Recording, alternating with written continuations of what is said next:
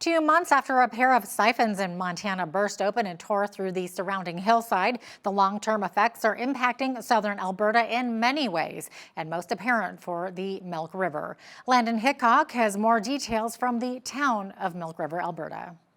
I'm standing at the Milk River in the town of Milk River, Alberta, about 10 minutes north of the Canadian-U.S. border crossing at Coutts Sweet Grass. And as you can see behind me, there really isn't much of a river to be spoken of.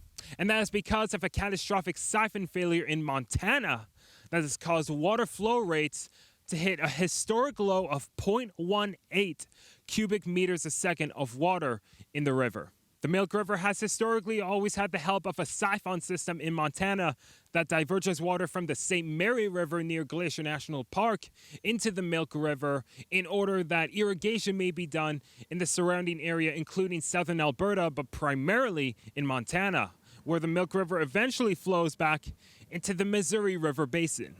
Now, as you can see, half of the riverbed is exposed and devoid of any water, and that's because the Milk River is only naturally sourced by rainfall and not with any help of glacier or snowpack runoff from the mountains. Well, the good news is that the Bureau of Reclamation and the Milk River Joint Board of Control are working full steam ahead with the full replacement on the St. Mary siphon down by BAP. Their timeline is pretty aggressive. They've got materials, pipes coming onto site by early October, and they're actively working to replace that right now.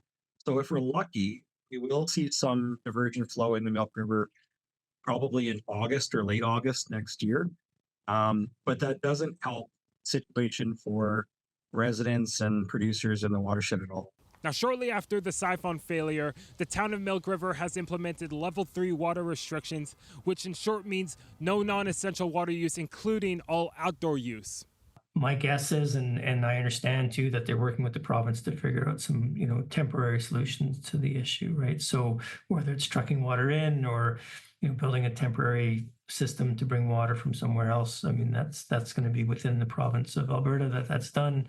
Now, while it seems that the river has a decent amount of water to compensate, and which is true, as you can see behind me, there was some help with some rainfall over the past week. It should be noted that up the river, while the river goes back into Montana before it reaches a key reservoir called the Fresno Reservoir, before it reaches the Missouri River, parts of the river have completely dried up with the riverbed entirely exposed. While in southern Alberta, 8,600 acres of farmland relies on the Milk River for irrigation, that number skyrockets in Montana to 120,000 acres of farmland that's relying on the Milk River Basin for irrigation.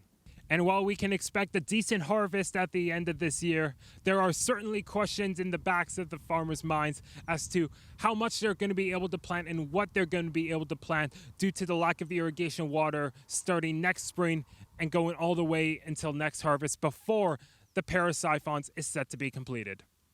Reporting from Milk River, Alberta, from Bridge City News, I'm Landon Hickok.